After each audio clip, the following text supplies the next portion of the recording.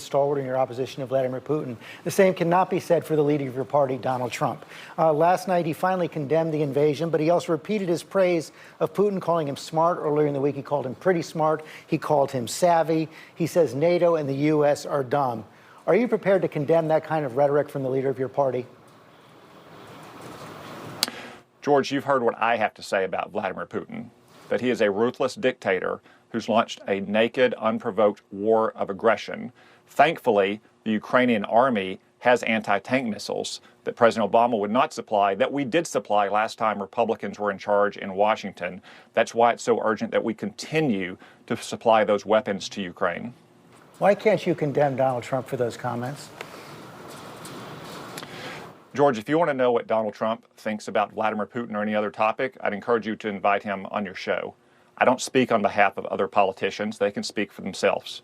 I speak on behalf of Arkansans, who I talked to this week and who are appalled at what they saw in Ukraine, and they want me right now to fight in Washington to support those brave Ukrainians. You're a senior member of the Republican Party. Donald Trump is the leader of the Republican Party. He said last night again, suggested that he would be running for president. When Fox News asked him if he had a message for Vladimir Putin, he said he has no message. Why can't you condemn that? I feel quite confident that if Barack Obama or Joe Biden said something like that, you'd be first in line to criticize him. Again, George, if you want to talk to the former president about his views or his message, you can have him on your show. My message to Vladimir Putin is quite clear. He needs to leave Ukraine unless he wants to face moms and teenagers with Molotov cocktails and grandmothers and grandfathers with AK-47s for years to come. I'm speaking on behalf of all Arkansans who want me to send that message to him. If Donald Trump runs again, can you support him? George, I'm not worried about this fall's election right now, much less an election 2 years from now. I'm focused on the naked war of aggression that Vladimir Putin has launched in Ukraine right now. There's not a moment to lose. We can worry about electoral politics down the road. Former President Trump was out there talking about it last night. I simply don't understand why you can't condemn his praise of Vladimir Putin.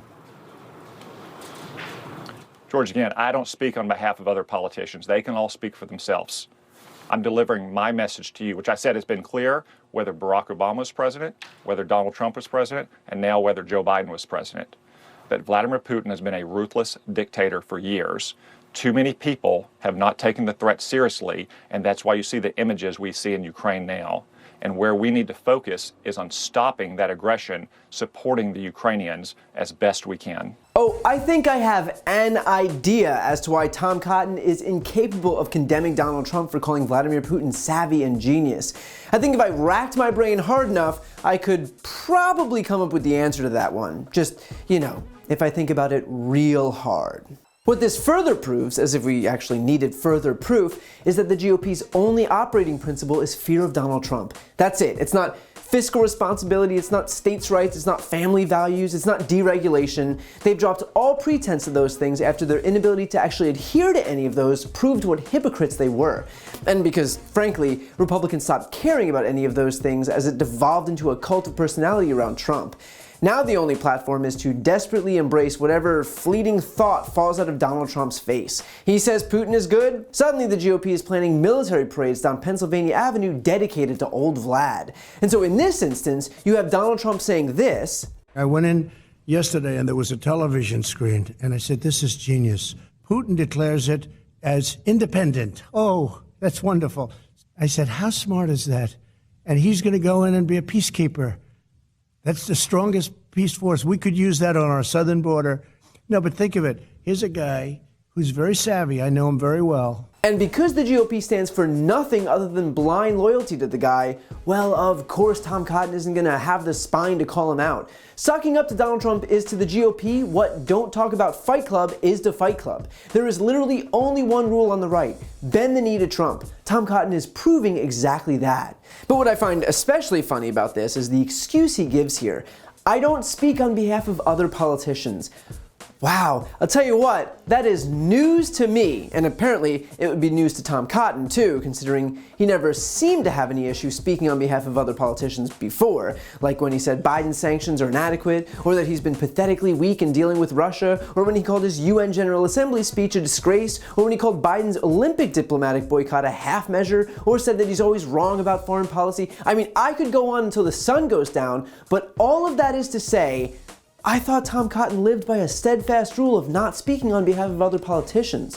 So I seem to be having some trouble squaring this. And I'll just finish up with this. Tom Cotton claims here that for years he's always been focused on condemning Russian aggression. And yet, despite claiming that he's always been tough on Russia, not a word about Trump campaign members meeting with Kremlin-linked lawyers, nothing about Trump giving Russian officials top-secret information obtained by Israel, nothing about Trump's constant attacks on NATO, thereby strengthening Russia's hand, nothing about Trump softening the GOP's platform on Ukraine, nothing about Trump suggesting that Russia can keep Crimea, nothing about Trump withholding $391 million in military aid to Ukraine because he was busy extorting President Zelensky for dirt on Joe Biden. For an ardent opponent of Russia, it sure does seem like he gave Putin an awful lot of passes so long as Donald Trump was involved. I guess maybe Tom Cotton wasn't as focused on condemning Russia as he remembers. So look, if these Republicans want to predicate their entire political identities on their fealty to Donald Trump, then fine. But please, spare us the tenuous and weak justifications that crumble under even the mildest of scrutiny. Seriously, if you want to grovel at the feet of a cult leader, then at least have the courage to admit it. But pretending that you've been tough when you haven't, or pretending that you wouldn't dare critique another politician when you have, only serves to show that when it comes down to it, you don't actually stand for anything.